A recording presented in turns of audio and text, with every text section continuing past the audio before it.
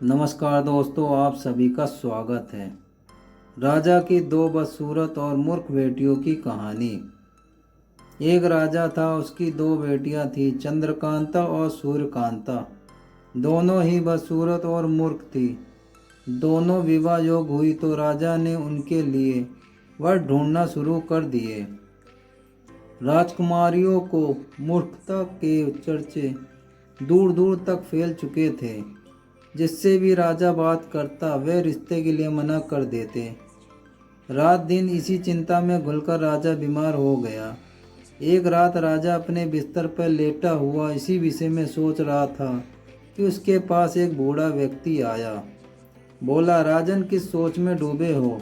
राजा उठकर बैठ गया। बोला कि दो बेटियां विवाह योग्य हो गई हैं, पर वे बड़ी ही मूर्ख और बदसूरत है। उनसे कोई विवाह करना ही नहीं चाहता।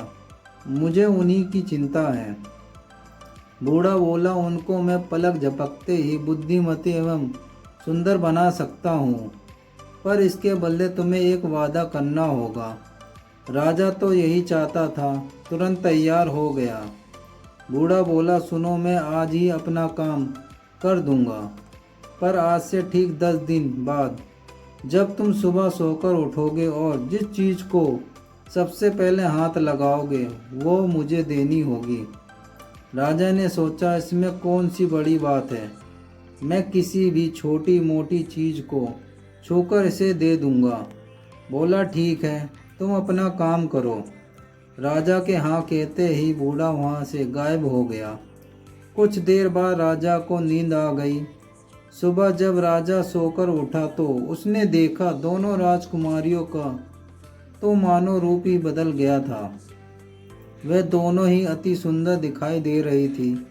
जिस ढंग से वे आपस में बातचीत कर रही थी उससे लगता था कि दोनों बुद्धिमती एवं सभ्य हो गई है। राजा खुशी से झूम उठा। बातों ही बातों में दिन बीतते गए। 10वां दिन आया। राजा को अपना वादा याद था। अगले दिन राजा सोकर उठा। अभी उसने अपनी आंखें मली ही थी कि वहीं बूढ़ा आ टपका। उसने राजा से कहा, राजन, मैंने अपना वादा पूरा कर दिया था। आज तुम अपना वादा पूरा करो। अपनी आंखें मुझे दे दो। तुमने सबसे पहले इनको ही छुआ है। सुनकर राजा भौंका रह गया। नहीं नहीं, मैं ऐसा नहीं कर सकता। हे भगवान, ये मैंने क्या किया? फिर इससे बूढ़े से गिड़गिड़ाकर कहा, तुम मुझसे और कुछ भी मांग लो, पर आँख तो मैं नहीं दे सकता। आँखों के बिना तो दुनिया में कुछ भी नहीं है। बूढ़ा मुस्कुराकर बोला, राजन, चलो मैं तुम्हें एक मौका और देता हूँ। मैं इस कमरे में चारों ओर चक्कर लगाऊंगा। यदि तुम किसी तरह भी मुझे छू दोगे तो मैं यहाँ से चुपचाप चला जाऊंगा। ये कहकर वह बूढ़ा उड़न तस्तरी की भांति कमरे में घूमने लगा। राजा ने उसे पकड़ने की बहुत कोशिश की। कई नौकरों को भी इस काम में लगाया, पर कोई भी बूढ़े को पकड़ ना सका।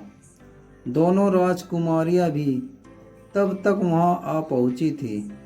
जब उन्होंने देखा कि वे बूढ़ा किसी भी तरह पकड़ में नहीं आ रहा है तो वह सोच विचार करने लगी। अचानक उन्हें एक उपाय सूझा। उन्होंने रस्सी के फंदे बनाए और बूढ़े की ओर उछालने शुरू कर दिए। 1-2 बार तो बूढ़ा इन फंदों से बच निकला, पर आखिरी वे फंस ही गया। राजा ने उसे छू दिया, फिर बोला, मैंने तुम्हारी शर्त पूरी कर दी। बूढ़ा हंसकर बोला, राजन, ये सब नाटक तो मैंने इन राजकुमारियों की परीक्षा लेने के लिए किया था। वे दोनों इस परीक्षा में उत्तीर्ण हो गई हैं। अब तुम इन दोनों का विवाह करके सुखी रहो, यही मेरी इच्छा है। ये कहकर वह बूढ़ा वहाँ से चला गया। राजा ने मन ही मन उस बूढ़े को धन्यवाद दिया।